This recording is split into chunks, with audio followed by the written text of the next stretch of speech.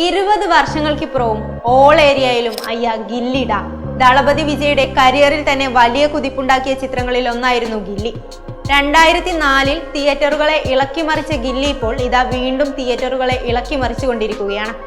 ഇതിനു മുൻപ് നിരവധി താരങ്ങളുടെ നിരവധി സിനിമകൾ റിലീസ് ചെയ്തിട്ടുണ്ടെങ്കിലും അതിനൊന്നും ഉണ്ടാക്കാൻ സാധിക്കാത്ത സ്വീകാര്യതയാണ് ഗില്ലിക്ക് ലഭിക്കുന്നത്. ഒരു വാരത്തിനുള്ളിൽ സിനിമ 20 കോടി രൂപയിലധികം നേടിക്കഴിഞ്ഞു. ഇതോടെ തമിഴകത്തെ റിലീസുകളിൽ 20 കോടി ക്ലബിൽ ഇടം നേടിയ ആദ്യ ചിത്രമായി ഗില്ലി മാറിയിരിക്കുകയാണ്. 320 തിയേറ്ററുകളിലാണ് ഗില്ലി റിലീസ് ചെയ്തത്. 8 കോടി ബജറ്റിലെത്തിയ ഗില്ലി 50 കോടി ക്ലബിലെത്തിയ വിജയുടെ ആദ്യ സിനിമ കൂടിയാണ്.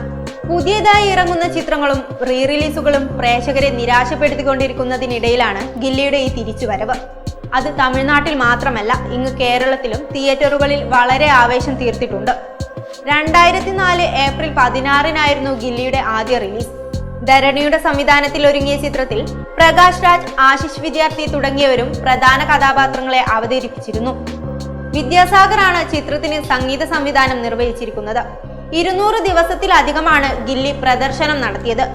21-ാം നൂറ്റാണ്ടിൽ ഇന്ത്യയിൽ ടൈറ്റാനിക് 3D കഴിഞ്ഞാൽ പിന്നെ റിലീസ് ബോക്സ് ഓഫീസ് തകർത്ത ചിത്രമെന്ന പ്രശംസ കൂടി ഗില്ലി നേടിക്കഴിഞ്ഞു.